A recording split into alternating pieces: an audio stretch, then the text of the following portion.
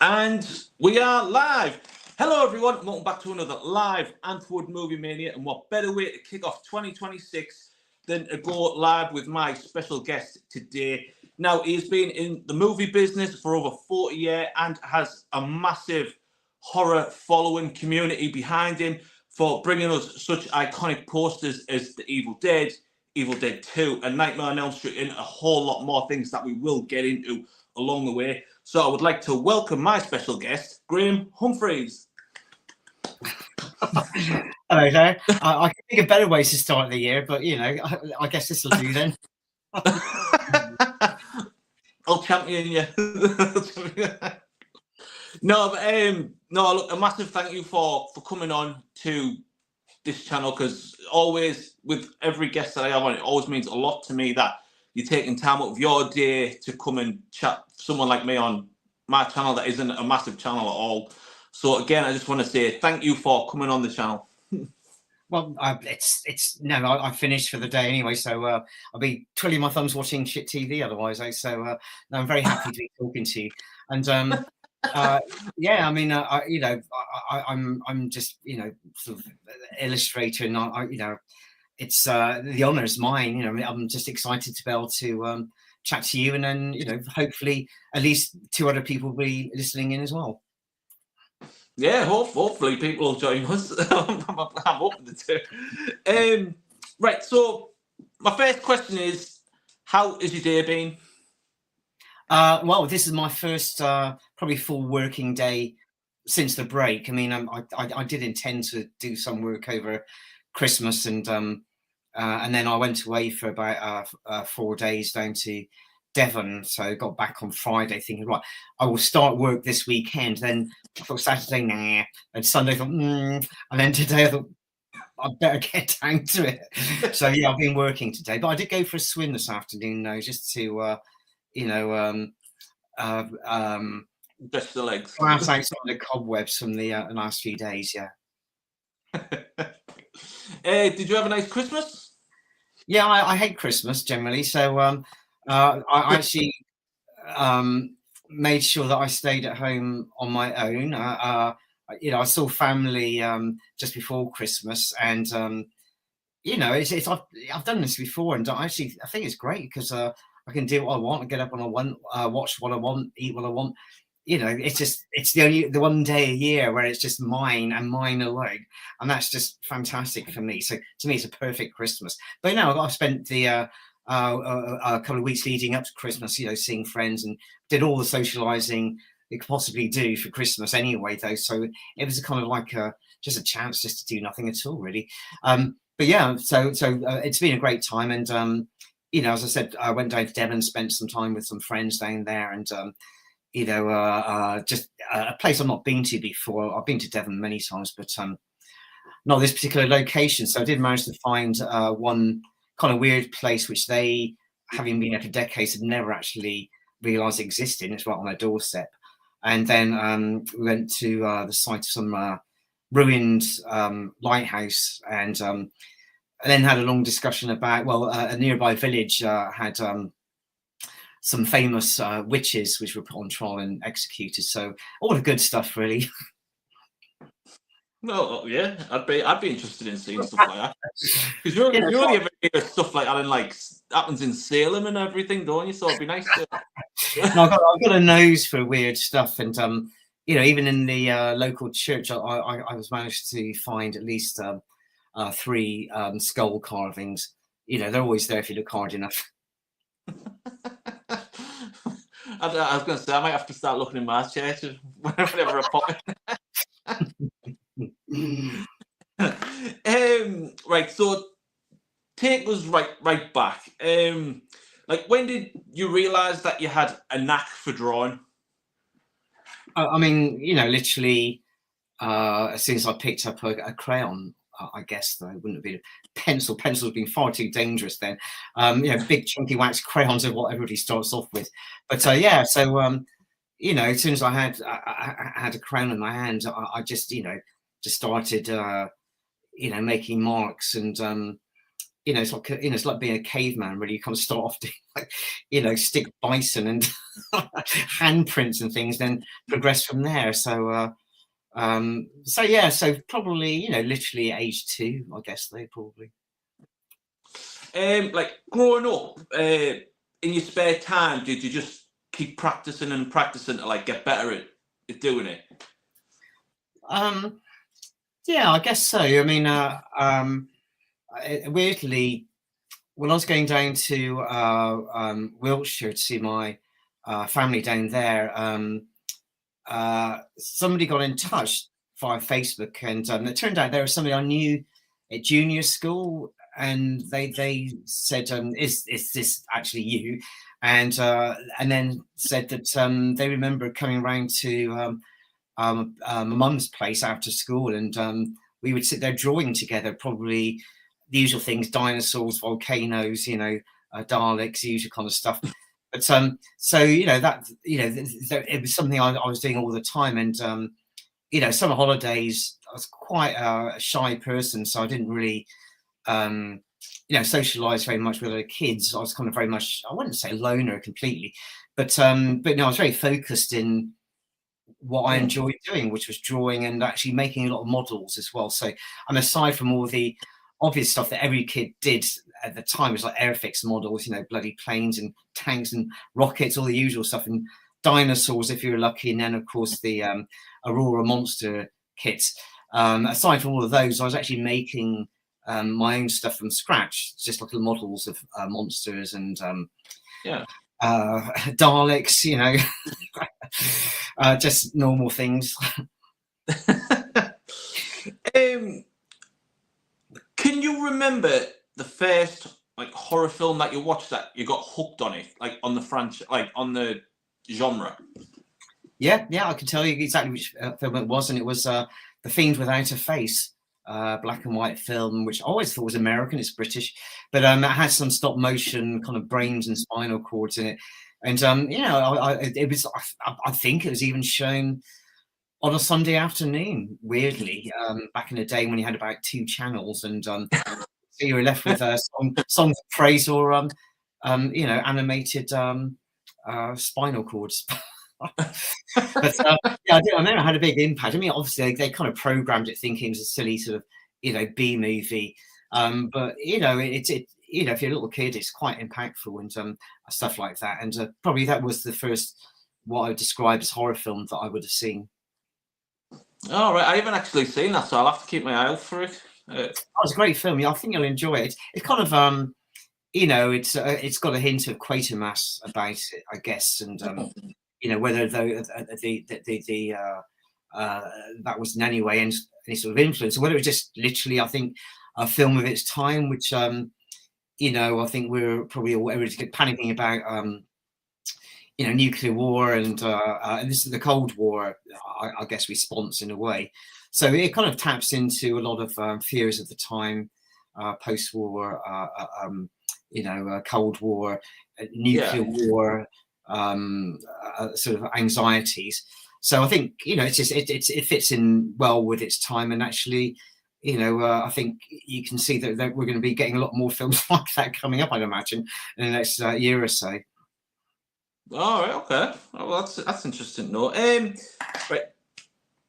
Did going to college play a big part in what you wanted to do?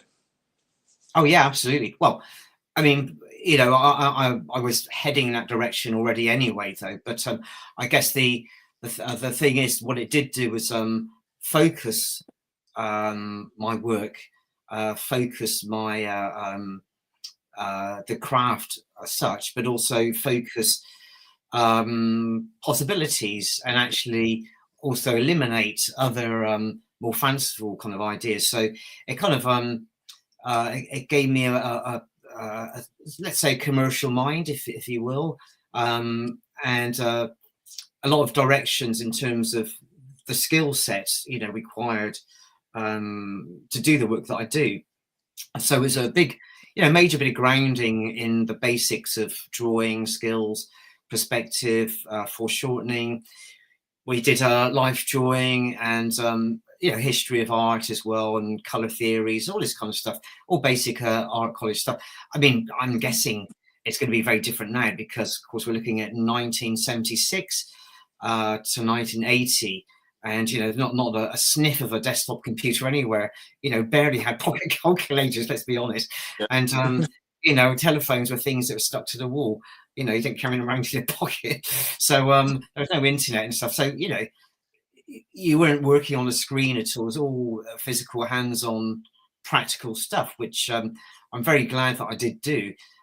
Because also, I studied graphic design. So in terms of layout and using typography, simple grid systems from magazines, all this kind of basic stuff, which you kind of, it's all the beginnings of what I would be doing later in many ways, which involved, making sure your lines were parallel down the page, by carefully measuring things and ruling stuff, and using letter set, which, I don't think most people would know what that is nowadays, though.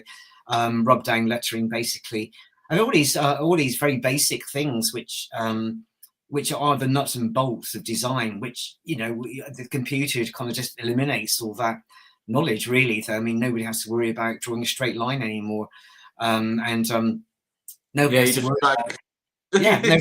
worry about how do you make a letter S from the remnants of the alphabets left on the letter set sheet, all these stupid things. Which we all had to kind of deal with at the time, and even after leaving art college, you still have a very steep learning process because it only takes you so far, and then when you're working in the professional real world, you're almost starting from scratch again as well. Yeah. And yet, it's almost. I mean, when I think back to the way I was putting together artwork for film posters, for instance, where you'd have your illustration, perhaps, but then you've still got to do all the text and lettering over the top, and how all that's achieved without a computer. There'd be some sort of tins of cow gum and cans of spray mount and letter set and all this stuff flying all over the place, and just markups and paste ups. I mean, all this ridiculous stuff which just seems so crude now, and yet that's the way everybody had to work at the time.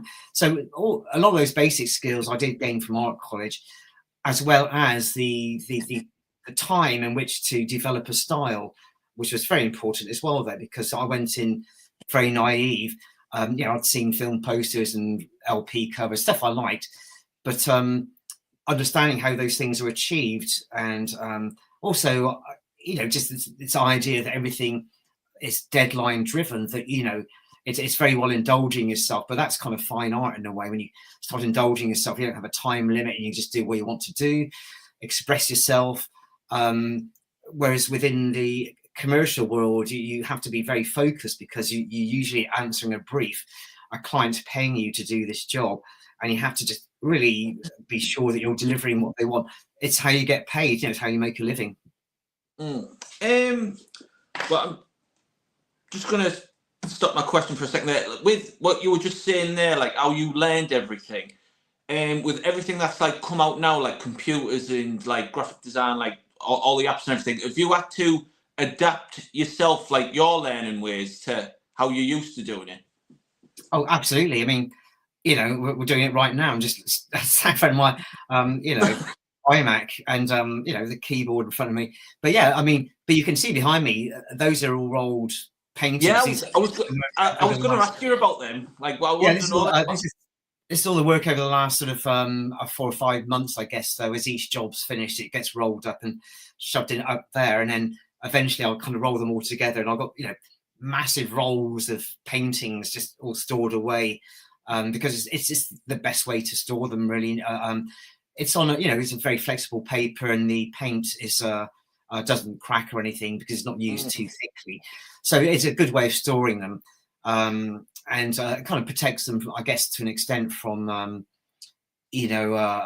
moisture and stuff as well. So once they get rolled up together, then they'll be put into polythene as well, then well protected. Plus, also they're protected from the light as well. But to be quite honest, the paints that I've been using over all these years, I've never seen anything fade at all the colours. going way back are still the colours that I remember painting. So so I'm not that worried about, you know, the archiving as such. But yeah, certainly I guess probably around the late 1980s, 1990s, suddenly desktop computing became almost a default. I mean, we're still doing some paste up, but you know, over a period of about 5 years, had to go from just doing this kind of old Dickensian style stuff to actually, you know, using a keyboard. And I don't think we even had you know, I'm using a stylus now on a pad, but you know, you have to use a mouse because I don't think that really being developed at the time properly for a lot of this stuff. But you know, it's a revelation. The thing is, the software then was really quite crude compared to, I mean, it's just, you know, ridiculously crude compared to the way things are now. And of course, the main problem was storage space. That you know, the biggest storage space at one point was a floppy disk. You know, it's like just insane. You know, you carry about half a sentence now text. But yeah, that's been the main big difference, is the storage capacity on a computer. So for me, although I still work, you know, in the traditional medium Paint, it all gets scanned in and still has to be delivered over the internet. So you know, I mean, that's been one of the best things. I can work from home again now, and you know, just I don't have to leave this room really. If I just paint here, then send it up over the internet. Back in the day, I used to have to, you know, literally physically take artwork to a client, you know, rail in the rain or hail or snow, whatever, you know, burning sunlight, and you know, physically deliver the illustration work, which, you know, you always panic as soon as you leave the building with a painting which, you know, you spent days working on, and you know, you can't replace it. Just getting from your front door to the client's desk, you just don't, you know, you're always panicking, like, you know, what if I get run over? What if you know, a bus smashes it out of my hand? You know, all these things you think about.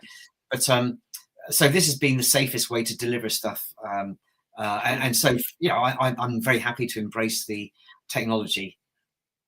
Yeah, what you were just saying there, it reminded me of my favourite natural disaster film, Twister, where they're in the car and he's saying, "Roll the maps, don't fold them because there's a crease in the road." And yeah. What could possibly go wrong? Yeah, exactly, and it does. Yeah. I mean, I don't think I've ever had a disaster en route to a client, but I think twice ever I've spilled water over a finished painting. In each instance, you know, I could salvage it, so it's okay. But I think once, because I used to spray varnish the work just very lightly, just assuming that would be the best way to kind of keep it preserved. And I stopped doing that because for a couple of reasons. But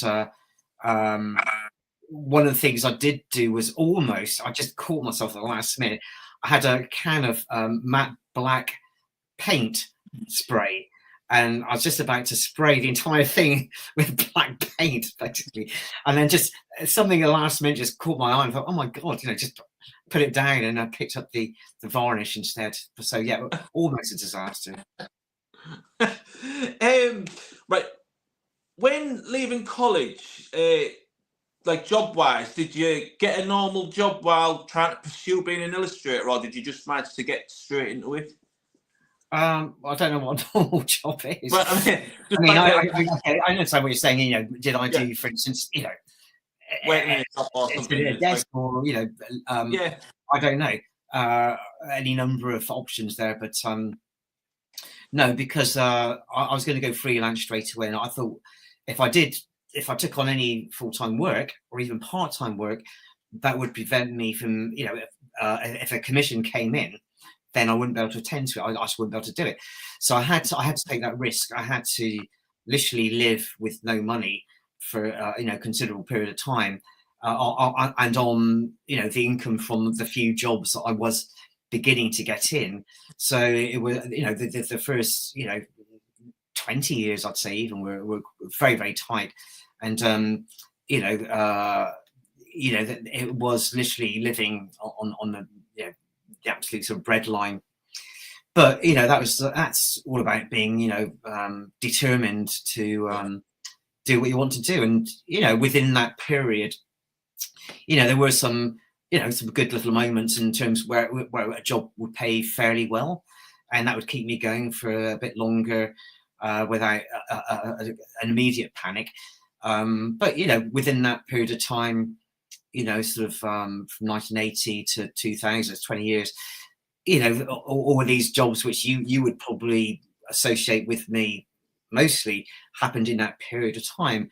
So within 2 years of leaving art college, I'd worked on The Evil Dead, and within 4 years of leaving art college, Nightmare on Elm Street. So those were in many ways very early jobs for me, but it's good that they were there at the beginning to number one, to encourage me and give me confidence, but also just to get the name out there. I mean, in as much as it could be, because as I said, there's no internet then. So, people, it would take people a while to make any association between, my name and the work. And really, that didn't really start happening till about 2010, I don't think, really.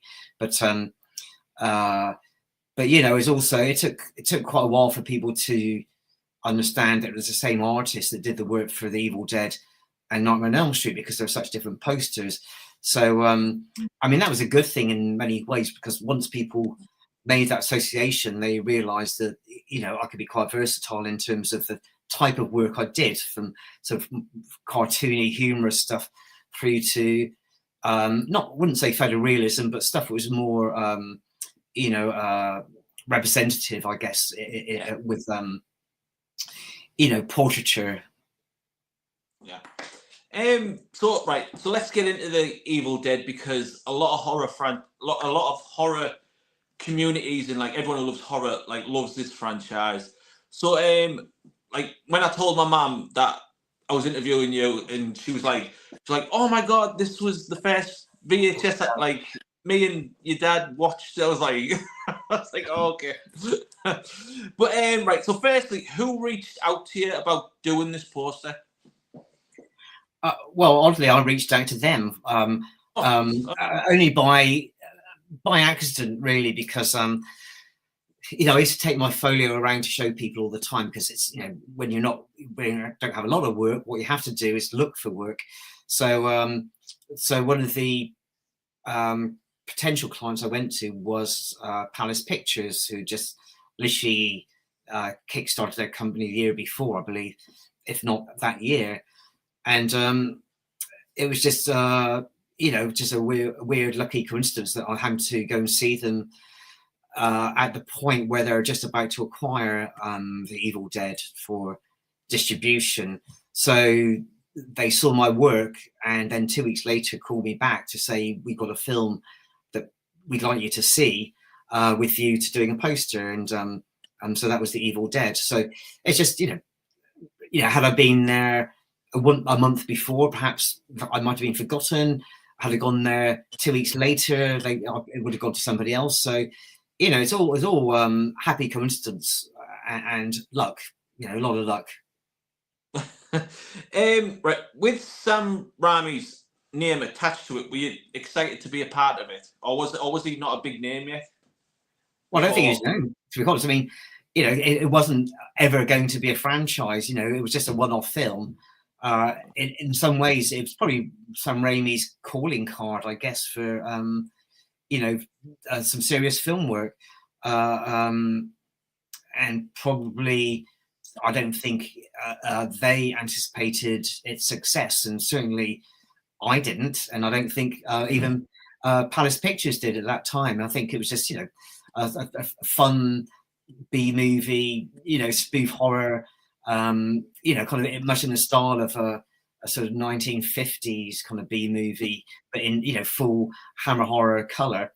And you could see all this kind of little references, all the stuff the filmmakers must have liked. It's all kind of in there, and in a way, it's a kind of pastiche of many different films. But it had its own kind of texture, and pushed all the right buttons for people. I think it just probably went a bit further than people would have expected to have gone, and hence, you know, it's heavy censorship for a while here in the UK.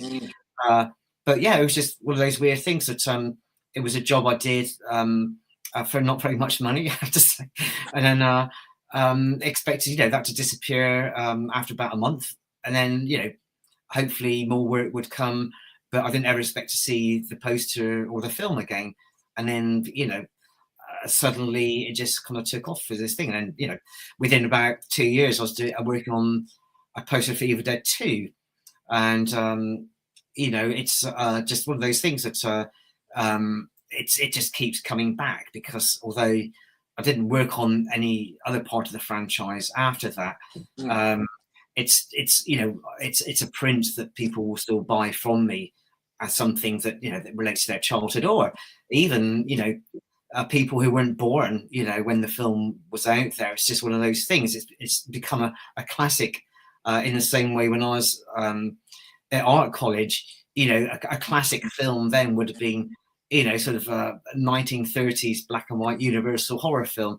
So it's kind of, it's a bit like that. See, I wasn't, obviously I wasn't alive in 1930, but I recognise what a classic film would be from that period. And I think, you know, for a younger person, maybe, you know, born, you know, 20 years ago, they can recognise that as being a classic of its time, and you know, still enjoy it, even if it's not a contemporary film. It doesn't matter, because it's still a very powerful piece of filmmaking. So going about making this poster, how did you go about it? Like, did you get to see the film and then visualize the poster, or did you get like a draft board to go off? Yeah, so I saw the film, went home. They called me later in the day, said, "Did you enjoy it?" I said, "Yes, I did." And said, "Are you happy to work on it?" I said, "Yes, I am." And they said, "Well, okay, have you got some ideas?" I said, "Well, I have actually already." So I went in a few days later with a couple of very simple pencil drawings, which I think I maybe coloured slightly with coloured crayons, just to, you know, because I had the time, I wasn't that busy. So and they said, "Yeah, fine, that's great, let's do it." So thought, oh, that was easy. So went home, painted it, and then delivered it, and that was it. Job done. The one thing I did do was, because, you know, I thought of it as being a sort of B movie, that my advice to them was to find the worst printer they could to get the film poster printed. So I said that, you know, because it would be great if it was slightly off register, and, you know, it was just a bit cheap and rubbish looking, because that was, to me, the aesthetic of the film. That I wanted it to look like a sort of, you know, B movie poster. The printer was very good, by the way, and you know, they didn't achieve what I wanted. They achieved something good. So I mean, you know, fair reason. No printer's going to want to deliver a rubbish job on purpose. Like when it came out on in cinemas and VHS, like, you must have been proud to see you wear like displayed everywhere. Well, it was, yeah. I mean, it was. I live in London. I was working in London then, and it was all over the London Underground. I mean, they did a big splash job of it. It was on the streets. It was everywhere. And I think I don't think we did. I don't think there was any teaser, because I think we just did. I think they just fly posted the quad. But the VHS, I think they probably put in. I think we did some press ads, and there were some displays for video shops, obviously. I think, you know, they kept it to a fair minimum in terms of what they could achieve advertising wise. I mean, you know, everything was run on a very tight budget, but yes, it just did. It just obviously hit a chord with people, and you know, the video cover is obviously different to the quad. I didn't have time to deliver a well finished job on that, because it had to be done so fast, and you know, nobody considered how does a quad poster translate to a VHS cover at the time. I mean, that's the first thing you think about now, but of course they were in many ways, with all respect to them, as naive about the industry as I was. So we were on a big sort of learning a journey together, which actually made it fun to work with them for. I guess though that we were it's like a bit of an adventure that with each poster we did, we all learned something more, and certainly about printing techniques, and with the Evil Dead 2 poster, I'd already learned enough about printing by that point to suggest that they screen printed the poster. Not something that you would normally do, but because it's more expensive. But what you do get is you get a bigger print dot, but the trade-off for that is that you get more density of color. So you got a really, really bright, rich poster. And with A Nightmare on Elm Street, for instance, I knew that the title, I wanted it to glow, have this neon look to it. So we use fluorescent ink, which I already knew from previous experience that you have to print it twice, the fluorescent ink, because it's never quite heavy enough the first time round, so you hit it twice. And so all these little things I was picking up with other work, so I was able to bring that to them. This is what we can do to enhance the poster further. So it worked very well. I think that we were learning together. Yeah. With how big Evil Dead came, like when it came out, did you get a thank you for your work? Well, a hamper from Fortnum and Masons. No, I did not. And no, I didn't get any more money. No, no. I think the treat that I did get was when we worked on Evil Dead 2. Sam Raimi came over to promote the film, and we had a sort of big dinner together. It was about 12 people. Basically, the management of Palace Pictures, the marketing, PR people, and I was invited because I'd worked on the poster, and so I had a chance to sit next to Sam Raimi all night and just drink beer and just talk about Hammer films all night. And we just got like two excited little kids really talking about our favourite Hammer films. So that's a big reward for me. Yeah. So you mentioned that you went on to work on Nightmare on Elm Street.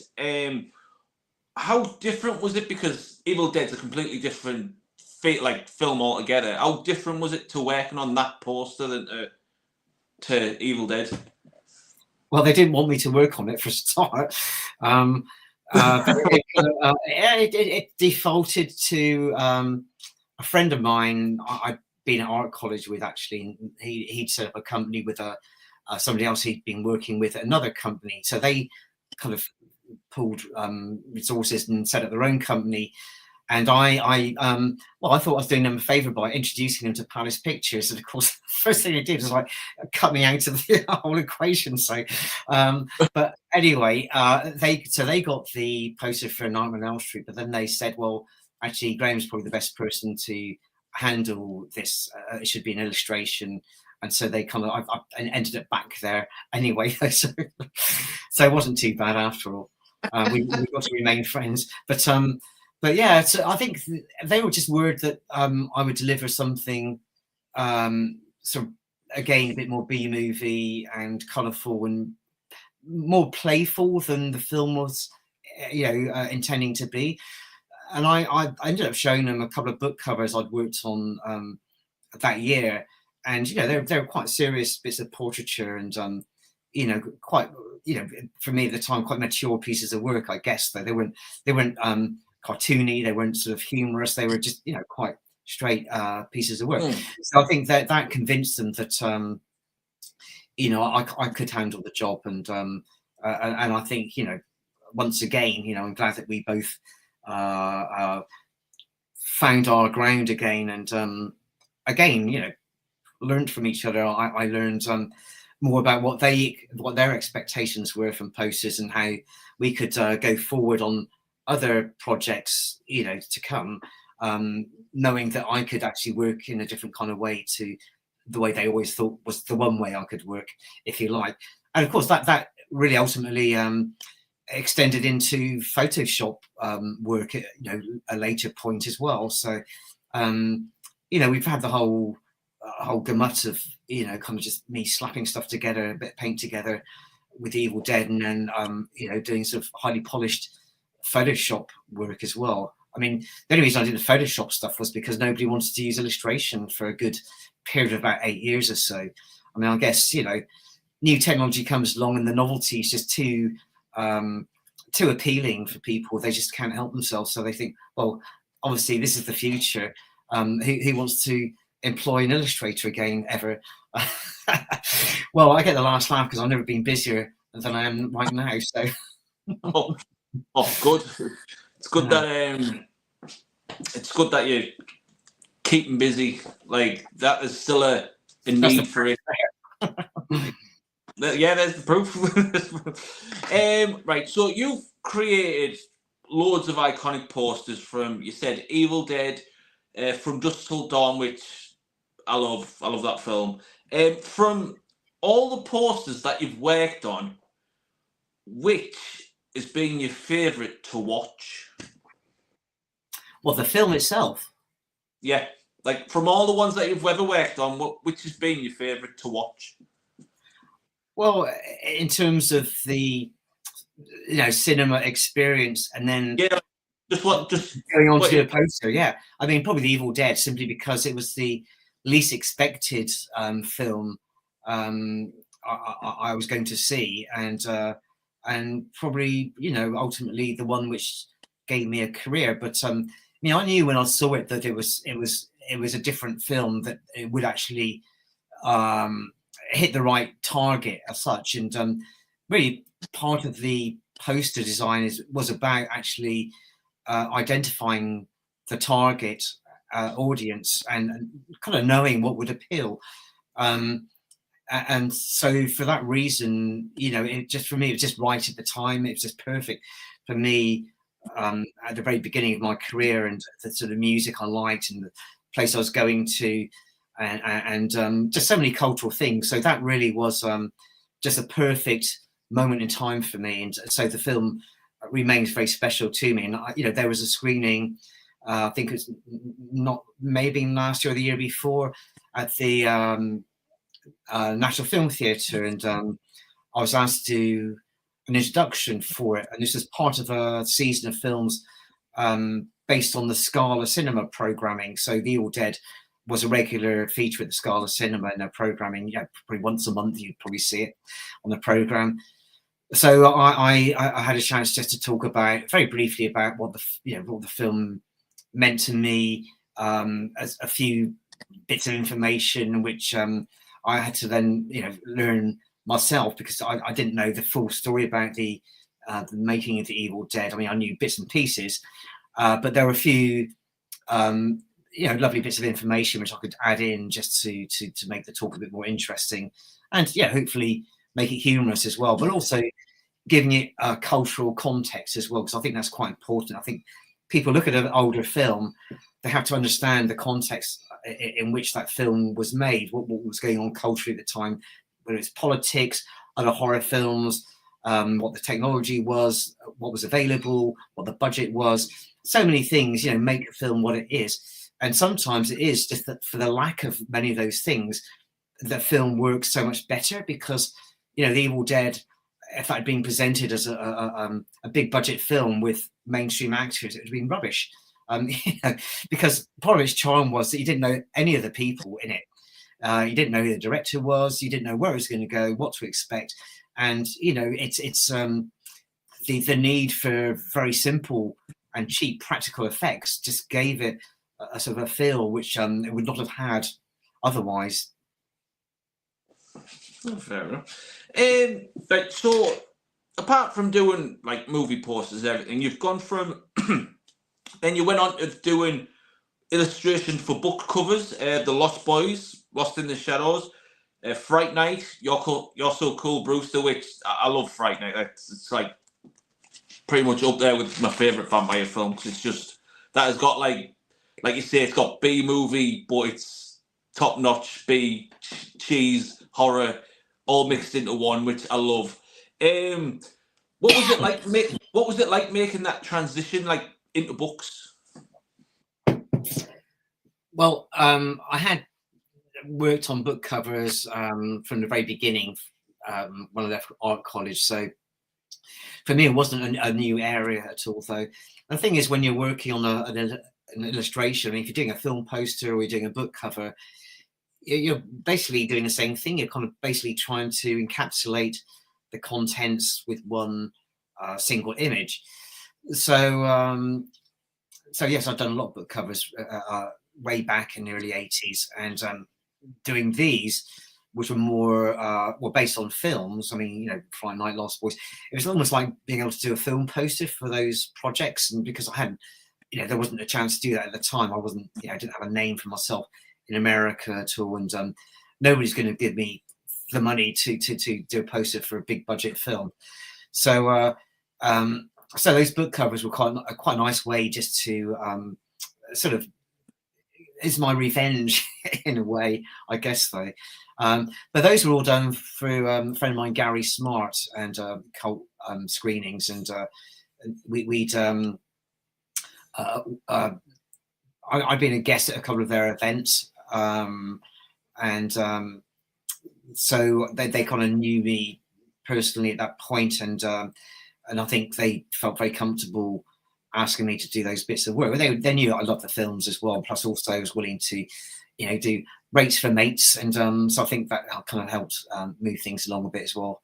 But yeah, I still enjoy doing book covers, and will continue to do so as long as they come this way. I've got one which will be working on next week once I've got the current job out of the way. So yeah, plenty more book covers to come.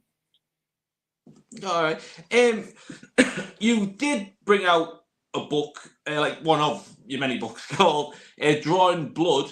What was that like to work on, and did you have fun making it? Absolute bloody nightmare. Well, I'll tell you why, because that came about, as you probably know, through this program, Four Rooms. And essentially, I was prepared to sell off two key paintings of mine, which was A Nightmare on Elm Street and Evil Dead 2.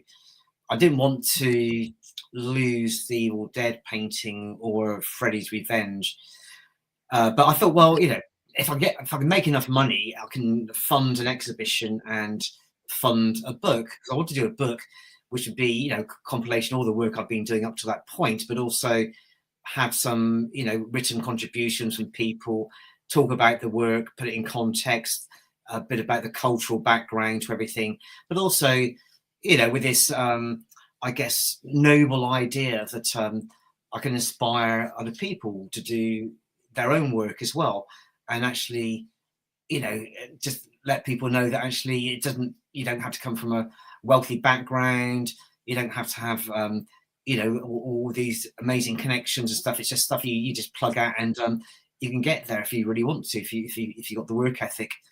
And so it felt it was the time to put a book together. And I approached a number of people, and Sam Raimi gave me some words, and various other characters involved with film. So it was a nice project to do. The thing is that I was told that yes, we would, this guy was going to buy these two paintings, he would do the exhibition, and he would publish the book for me. Now, his idea was to do this very expensive kind of art book, big chunky thing. I mean, it's a lovely object, but at the same time, it just made it unaffordable for a lot of people. And to me, that was a big mistake, because I think, horror fans aren't rich kids. I'm sure there are some wealthy horror fans out there, but generally, we're sort of quite a grubby bunch of people, and we love our horror films, and it's people don't have money to spend on big coffee table books. It's just just not the way things are. So to me, it wasn't going to reach the right people. So although I have no regrets doing it, because I think I went into it slightly naively at the time.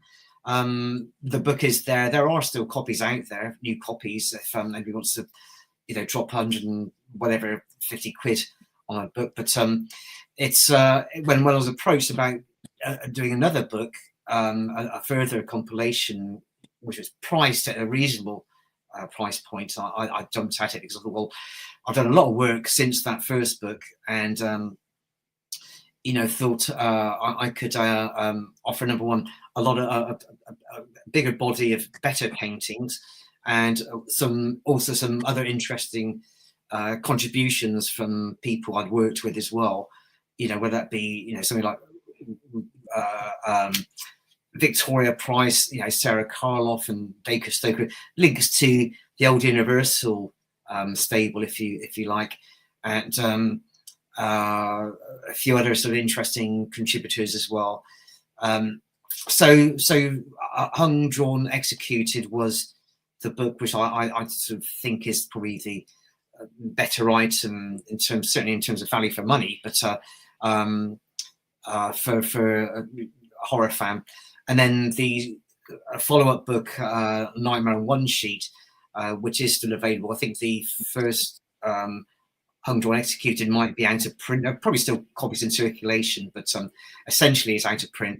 Whereas the newer book is available, and I think is the best of the three so far, simply because it's better work. I've gained more skills since those other two books, and I've got Rob Zombie to write forward for it, and a few other interesting contributors as well have offered words, like Reece Shearsmith, mainly because we worked on some stuff for Inside Number 9 together.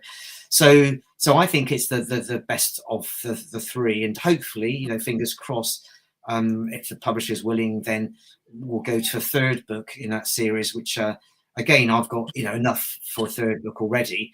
But if we looked at maybe towards the end of this year, there'll certainly be more to choose from, and it'll be an even stronger book, hopefully. So anyway, that's my plan.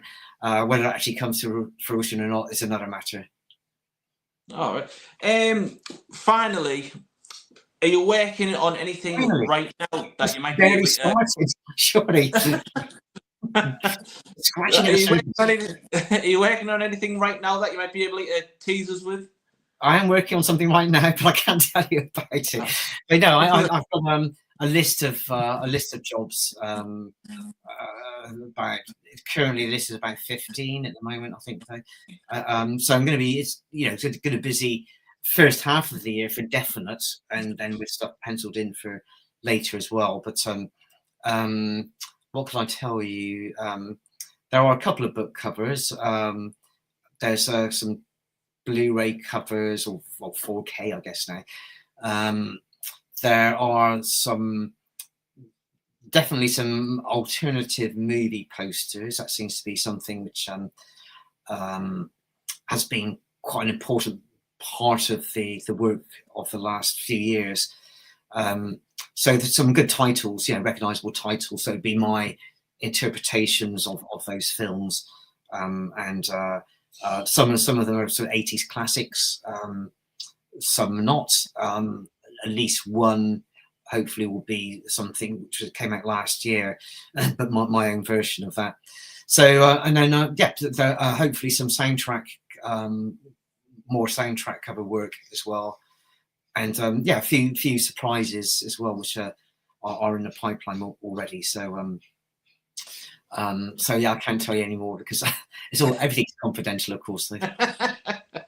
Fair enough. That's fair. That's fair. Well, look, that is it. You've answered all my questions. Again, I just want to say a big thank you for coming on and just shooting the breeze with me.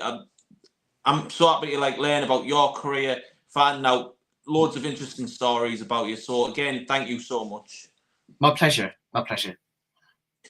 And that's it. That is the end of our live stream. As always, I'm Anthony with Movie Mania. A big thank you to Graham Humphrey for talking about his full career, Evil Dead 2, everything else that he's been up to and what he's worked on and everything like that. As always, I'm Anthony with Movie Mania. Please leave your likes and comments. Please subscribe, and I will see you in the next one. See you later.